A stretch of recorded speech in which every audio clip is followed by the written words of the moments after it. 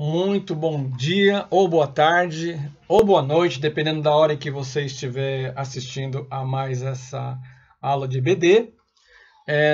Para quem não conhece o vídeo, né, nós estamos estudando as cartas de Pedro, nós estamos já em estágio avançado, né? Estamos na segunda carta, no segundo capítulo. E hoje vamos dar mais um passo, nós temos coisas preciosas, né, para descobrir ou reaprender da palavra de Deus sobre o que podemos de fato conceber como verdadeira esperança. Bom, então esse é o nosso propósito nessa 12ª aula. Nesta aula, o versículo-chave da segunda carta de Pedro, capítulo 2, é o versículo 20. E enquanto você está procurando aí a segunda carta de Pedro 2, versículo 20, eu quero, pensando no conteúdo que aqui está, contar uma pequena história para vocês. Há uns 2 anos atrás, eu estava me dirigindo à casa do meu filho lá em São Paulo, aqui em São Paulo, e quando eu estava na avenida, eu vi que o sinal do painel estava indicando que a gasolina estava acabando. Então eu tenho sempre o cuidado de não colocar em qualquer posto de gasolina, então encostei num posto de gasolina que eu escolhi e, apesar de eu estranhar um pouquinho, falei, nossa, costumo colocar nessa rede, mas está meio estranho aqui, né? Em todo caso, entrei com cuidado e tal, observei o pessoal todo uniformizado, exatamente da forma como eu costumo colocar num determinado posto de gasolina, de uma determinada bandeira. E lá coloquei, enfim, enchi o tanque, e aí eu fiz. Um dia depois, eu vi que o carro começou a ter problemas, e eu tinha que trabalhar em um dia de manhã, acho que no terceiro dia, no dia de manhã, eu fui ligar o carro não funcionou. Aí fui trabalhar, enfim, deixei o carro em casa, voltei, aí consultei um mecânico da minha confiança, perto de casa, e ele disse assim, olha, precisa trazer o carro aqui, trouxemos o carro, enfim. Ele olhou e disse assim, olha, tá com cara de ser gasolina, é gasolina adulterada. E aí eu estranhei, falei, olha, eu coloquei num posto de bandeira de marca e tal, né? Ele falou, olha, não importa, tem que dar uma olhada. Aí ele tirou, né? Como o tanque ainda tinha muita gasolina, né? Ele tirou e cheirou e foi dizendo, olha, esse cheiro aqui não é um cheiro adequado, parece gasolina pura, mas não me parece que ela seja pura. E aí ele pegou e tirou, falou, vou tirar o resto, e aí ele tirou todo o resto da gasolina e tal, e aí trouxe uma gasolina de um outro posto. Falou, olha, tá vendo a diferença aqui? Como eu não conheço de carro, eu não sei diferenciar muito, mas ele viu com muita clareza na luz a diferença dessa gasolina, ok? E, enfim, eu peguei a notinha que eu tinha no tiquezinho, né, do cartão, e eu também tinha no extrato do banco. Fui até o posto e falei, olha, eu coloquei uma gasolina aqui com esse problema, assim, assado, me deu problema. Ele duvidou, tirou a gasolina dele e tal, mas no fim ele me pagou a gasolina, pelo menos o preço da metade do custo que eu tive na mecânica. E a mecânica, sim, a gasolina estragou as velas, deu quase problema no cabeçote, para vocês terem a ideia do problema que eu tive, ok? Então, para dizer daquilo que às vezes parece, mas não é, ok? Então vamos, a partir dessa história, dizer o que tem nesse capítulo 2 aqui. Então ele diz assim lá no versículo 20 da segunda carta, capítulo 2. Ele diz, porquanto, se depois de terem escapado das corrupções do mundo, pelo conhecimento do Senhor e Salvador Jesus Cristo, forem outra vez envolvidos nelas e vencidos, tornou-se-lhes o último estado pior do que o primeiro. Ok? Então aqui eu vou elencar 5 perguntas a partir desse versículo e verificar no texto como é que ele responde a isso, ok? Então primeiro, Ele diz, porquanto depois de terem escapado das corrupções do mundo. Primeiro, quem escapou das corrupções do mundo? Primeiro. Segundo, pelo conhecimento do Senhor e Salvador Jesus Cristo. Então, o segundo o que é distintivo, ou mesmo singular, no conhecimento do Senhor e Salvador Jesus Cristo? Terceiro, por quem ou por que foram envolvidos e vencidos? Quem foi vencido e vencido por quem? Quem são essas pessoas? Quem os vence? E por que o seu estado último é pior do que o primeiro? Então, nós estaremos dando resposta a essas 5 questões que estão nesse capítulo.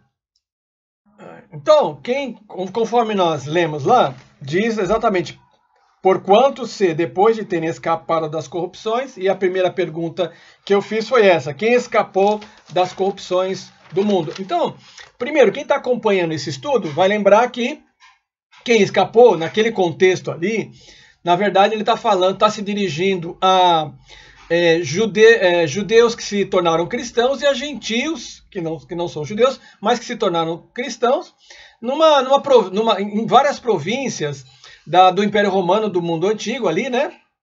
Até o ano 100 aí nós estamos falando, ali um pouquinho antes do ano 100, ali no ano 60, mais ou menos, 50, 60, depois de Cristo, e que do ponto da Galácia, né, da Bitínia, são cristãos que estão dispersos naquela região.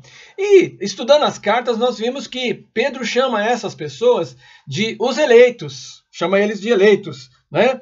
Porque eles também são os resgatados, né? Eleitos por Deus, porque ouviram e responderam ao chamado do Senhor, ok? São os resgatados da vossa vã maneira de viver, né? Que ele chama de corrupções, né? Aqui no versículo que nós lemos, ele diz assim, né? Escaparam das corrupções, né? Das concupiscências, né? Da carne, da vida, do mundo.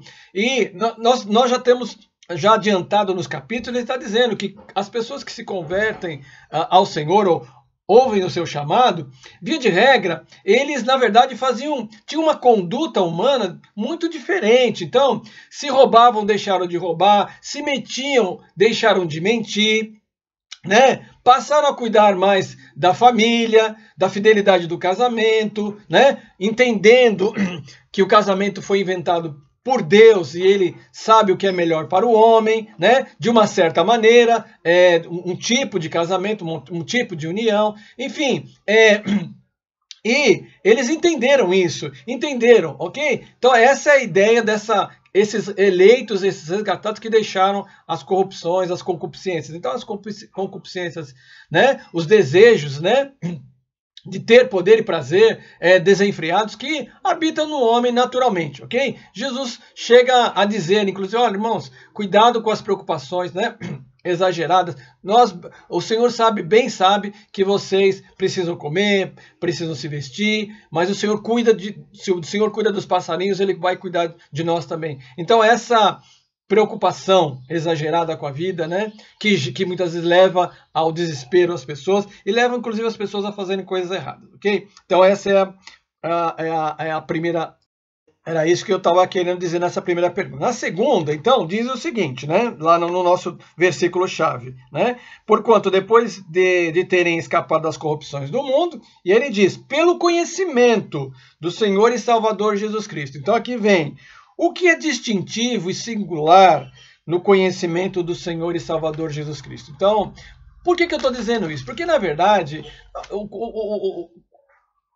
existe uma variedade de conhecimentos. Uma variedade de conhecimentos no mundo, né? Sobre diversos assuntos. Perfeito? Então, inclusive conhecimentos a respeito do divino, a respeito do sagrado. Existem diversas visões, existem diversas pessoas, correntes, grupos, né, que estudam o que é o divino, o que ele pode, o que ele não pode fazer nesse mundo a respeito das pessoas, da vida, ok? Então, mas o que é distintivo, então, a respeito do conhecimento do Senhor e Salvador? Eu disse dias atrás, nas aulas anteriores, a aula retrasada, que Pedro começa lá o segundo capítulo dizendo, né, que através do conhecimento do Senhor, a graça e a paz são multiplicadas. E nós falamos naquela época, naquele momento, né? Que graça é o momento em que o Senhor nos alcançou. Nós éramos perdidos, separados de Deus, e então o Senhor nos alcançou, a misericórdia do Senhor nos alcançou. Então, por que volta aqui novamente pelo conhecimento aqui, né? Escapou pelo conhecimento. Mas que conhecimento? Então eu dizia naquele momento, digo aqui de novo, né? O conhecimento do Senhor não é um conhecimento apenas teórico, mas é um conhecimento experimental. Conhecer o Senhor é experimentar o seu amor, é experimentar a sua graça, é experimentar a sua misericórdia. E aqui ele está, segundo os estudiosos, respondendo a duas forças muito grandes, né, de ideias. Como eu disse para você, não existe somente um tipo de conhecimento, mas existe aqui um embate sobre ideias outras a respeito de Deus que circulavam naquele contexto. Os primeiros cristãos, eles, como o próprio Atos dos Apóstolos está lá na carta, eram homens simples, que os que de fora diziam, mas eles não são galileus, nós conhecemos eles, não são homens, são pescadores e tal. Então os primeiros convertidos à fé cristã eram pessoas muito simples, mas depois a mensagem cristã vai alcançando outras níveis da sociedade, pessoas de outros níveis da sociedade, e essas pessoas tinham conhecimento da concepção, de certas concepções que vinham do grego, que vinham de tempos antigos, ok? Então, um deles, por exemplo, é o gnosticismo, e aqui eu quero dizer essas duas coisas antes de continuar, né? O gnosticismo tem, para simplificar, estou sendo bem simples aqui, primeiro, são aquelas pessoas, né, que criam que existem dois deuses no mundo, né? Um Deus espiritual que criou todas as coisas, que criou a alma e tudo mais, mas aconteceu alguma coisa errada nessa convivência entre as almas, e as almas então foram expulsas, entre aspas, desse lugar puramente espiritual, e foram expulsas de lá e receberam um corpo. Né? Então, assim, esse mundo material que envolve a vida espiritual é esse lado ruim da vida. Então, na visão dessa concepção, essa realidade que nós vivemos, esse mundo material que nós vivemos, ele é ruim, nós precisamos nos livrar dele. Tá legal? Isso, de alguma maneira, né, bate contra a palavra de Deus, que apesar do mundo viver em corrupção, o Senhor criou todas as coisas, e todas as coisas que Deus criou é bom. O céu, a lua, as estrelas, a natureza, tudo isso é bom. É que, na verdade, o pecado do homem transformou tudo isso. Paulo, inclusive, vai dizer que também a natureza, por causa da corrupção, por causa do pecado, também ela espera ansiosamente ser resgatada, né? E voltar à sua origem, a sua originalidade, a sua pureza, ok? Então, essa é a primeira ideia. Então, essa é uma ideia que choca bastante, tá legal? Nós temos ainda uma outra ideia, que são os antinomias, né? Antinomia, o que seria nomos? Nomos também no grego é lei, e anti é negação. Então, outras pessoas dentro do cristianismo, né? Pessoas da intelectualidade, eles então passaram a entender que se Cristo veio libertar da lei de Moisés, e agora nós estamos na lei de Cristo, nós não precisaríamos obedecer a lei nenhuma. E pelo contrário, Cristo, né, Paulo vai dizer que ele não veio revogar a lei, mas ele veio fazer cumprir a lei. Então, as pessoas usavam a desculpa da graça de Deus, né, para a libertinagem. Então, eu estou falando de maneira muito genérica aqui, daria para os irmãos depois aprofundarem esses indicativos que eu estou falando aqui. E ainda completando então a ideia lá dos gnósticos, né? Então a ideia é mais ou menos essa. O que é que bate a respeito que Pedro provavelmente está batendo pelo conhecimento? Então não é o conhecimento intelectual, né? Mas é o conhecimento do divino. Então parece que somente certas pessoas teriam acesso. E isso bate porque Jesus segundo a visão deles, teria vindo, por exemplo, para salvar somente esse grupo especial, que é capaz de acessar esse conhecimento especial, misterioso, de libertar, né, o corpo, né, e libertar a alma, ok? Então é mais ou menos isso que então busca o conhecimento do divino. Então esse grupo busca o conhecimento do divino, né? Mas tentam destruir o corpo. E não é isso que Jesus, ou que a crença cristã acredita. Ok? Dando sequência aqui, eu falei de uma maneira muito rápida, né? Apontando os irmãos depois que quiserem aprofundar essa questão dos gnósticos. Segunda pergunta é: qual é o conhecimento do nosso Senhor e Salvador? Eu já tinha adiantado aqui, mas essa experiência. Qual é a experiência, né? A experiência porque Deus amou o mundo de tal maneira que enviou o seu Filho ao mundo, né, para salvá-lo. Então, essa é a experiência dessa verdade que eu acabei de dizer para os irmãos, né? A experimentar o amor de Deus por meio de Jesus, que chega até nós, né? Experimentar a misericórdia do Senhor diante dos pecados, né, que nós temos em nossa vida, né? Quem conhece a Deus vai reconhecer o quanto nós estamos deixando, porque Deus é santo e nós somos pecadores, né? Mas a consciência desse abismo, né? Ao mesmo tempo nós temos uma solução em Jesus Cristo. Daí a grande confiança que nós temos. Se nós temos consciência, porque por causa do amor de Jesus por nós, do quanto nós estávamos separados, temos consciência também que Jesus veio para nos resgatar. Essa experiência, entendeu? Então o cristão entendeu o sacrifício de Jesus, Cristo na cruz, que trouxe salvação, né? E vida eterna. Então, e que Deus, o Pai, o ressuscitou porque ele não tinha pecado algum. Então, irmãos, aí está um conhecimento que é interessante, que muitas pessoas se aproximam do cristianismo e da fé, mas não olhando o Jesus,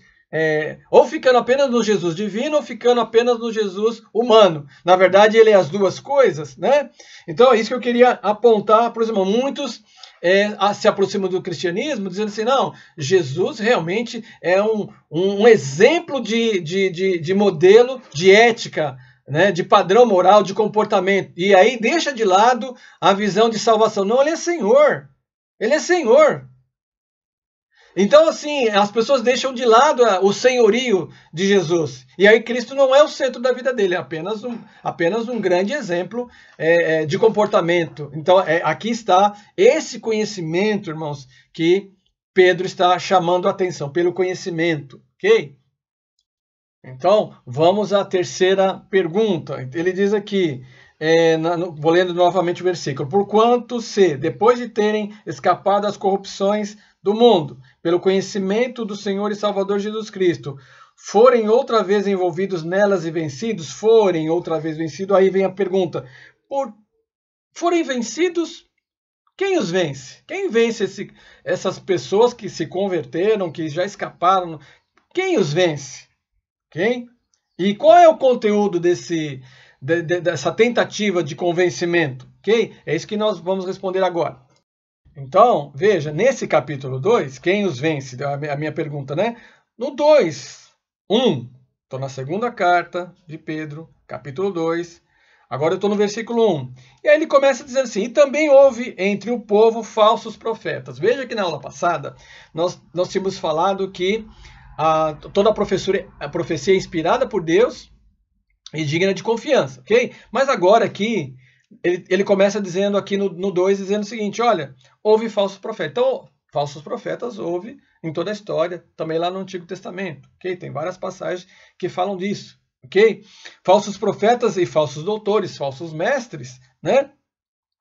Que introduzirão encobertamente heresias de perdição e negarão o Senhor que os resgatou. Eu falei aqui da gasolina adulterada, é mais ou menos isso, né? Parece, mas não é.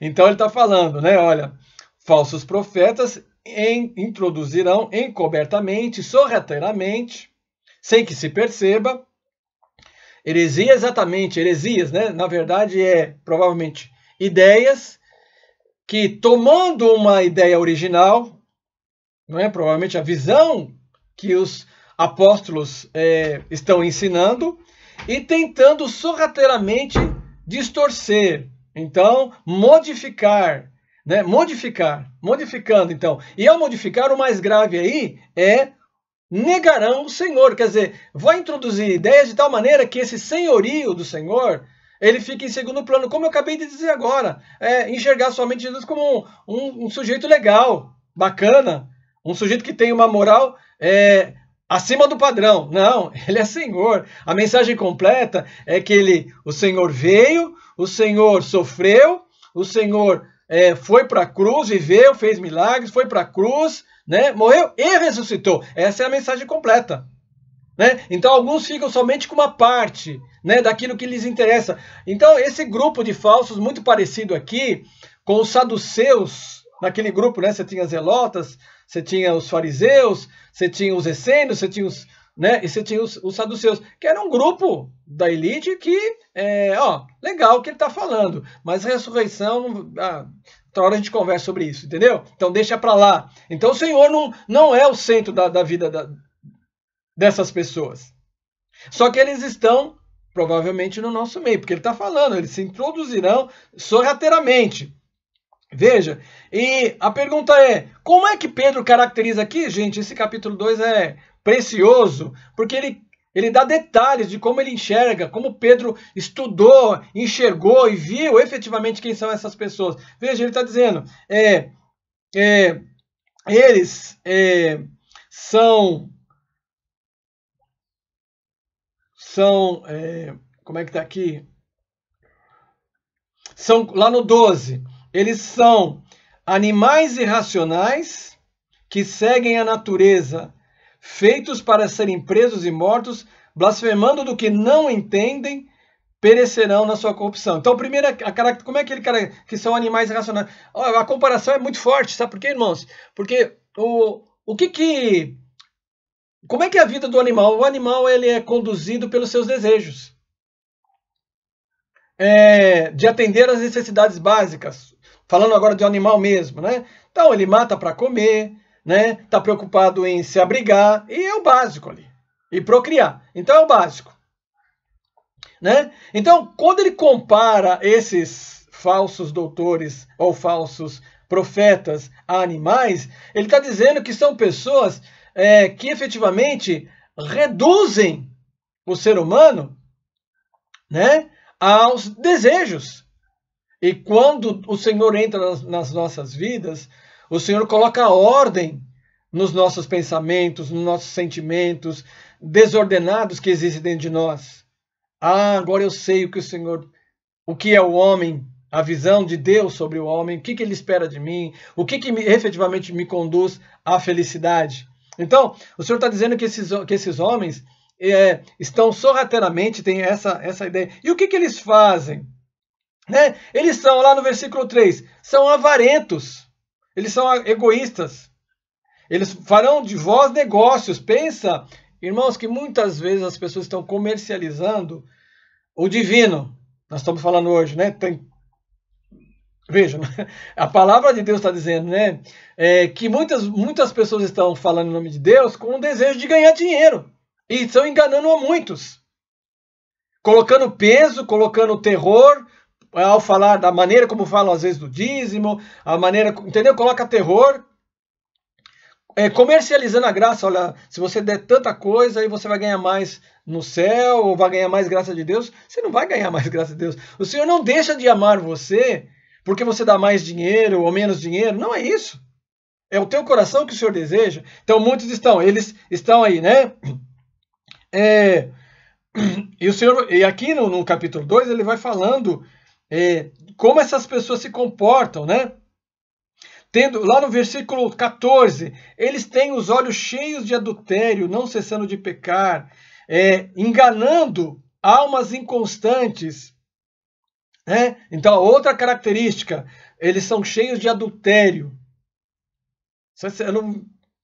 É sério aqui, hein, irmãos? Mais ainda, 17, eles são fontes sem água, nuvens levadas pela força do vento, para as quais a escuridão das trevas eternamente para eles reserva.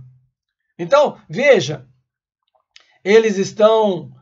Então, o que dá para a gente compreender aqui, do que provavelmente até pelas coisas que eu li, muitos dos falsos profetas saíram eram cristãos, junto com os irmãos da igreja, mas que pouco a pouco foram cansando, né, do caminho estreito. Falaram, quer saber de uma coisa? Vou pegar o caminho largo, eu quero mesmo enriquecer. Pensa Judas, 3 anos com Jesus e chega no final das contas, ó, eu tô vendo que eu não vou ganhar dinheiro com esse homem não. Foi lá e vendeu Jesus. Então tem muita gente aí, segundo aqui o que Pedro está dizendo, que está negociando.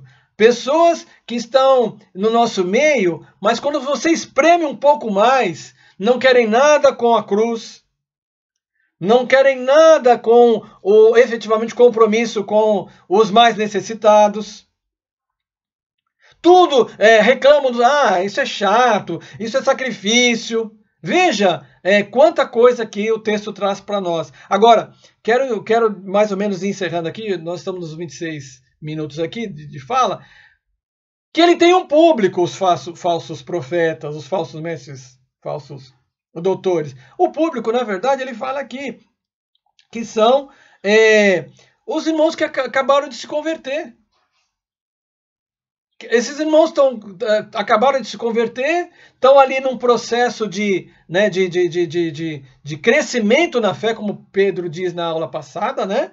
Pelo conhecimento. Então você vai aparecer em você os frutos de temperança, frutos de amor ao próximo, né? Frutos de conhecimento da palavra, não sempre aprendendo e nunca aprendendo.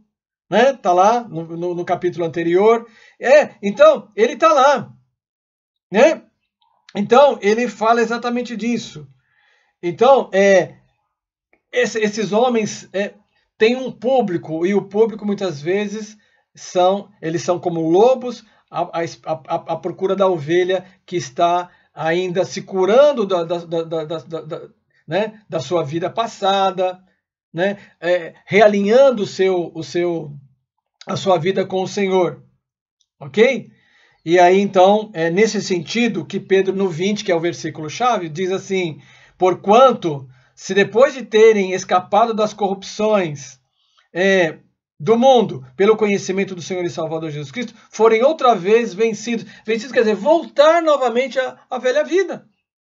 Então são esses novos que é como aquela semente que caiu na estrada, mas aí a pessoa tem muita preocupação com o mundo os arrasta, e aí o arrasta novamente os espinhos e tal, e ele se deixa enredar novamente, e aí não tem efeito a palavra de Deus.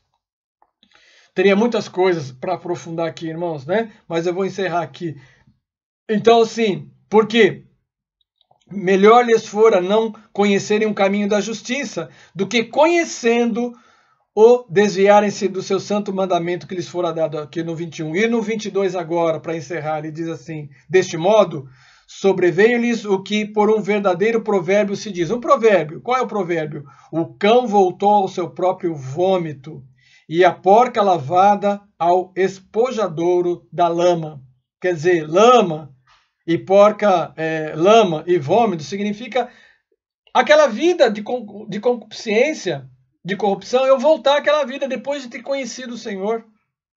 Então ele está dizendo exatamente isso, né? O cuidado que nós devemos ter, que os pastores devem ter, que os irmãos mais velhos da fé devem ter, né? De perceber o que está no ambiente, no nosso ambiente, porque esses falsos profetas, eles estão comendo conosco, se banqueteando conosco.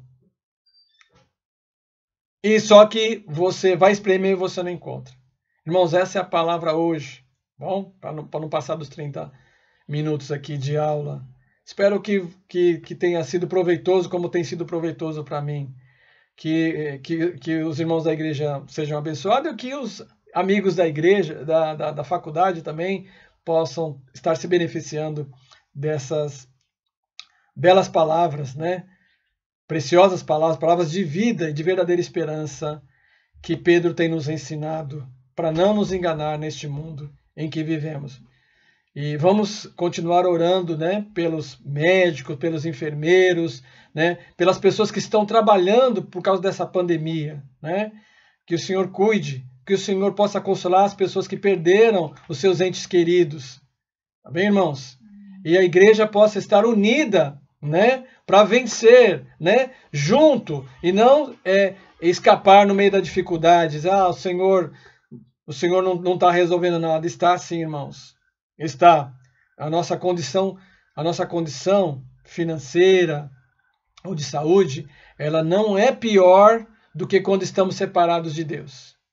A condição de estar separados de Deus, essa sim é a maior das tragédias humanas. O Senhor bem sabe que precisamos de todas as coisas, de saúde, de trabalho, tudo isso. E é nesse sentido que nós, como Cristo, a exemplo de Cristo, devemos crescer como aquele homem samaritano que cuidou da pessoa no caminho.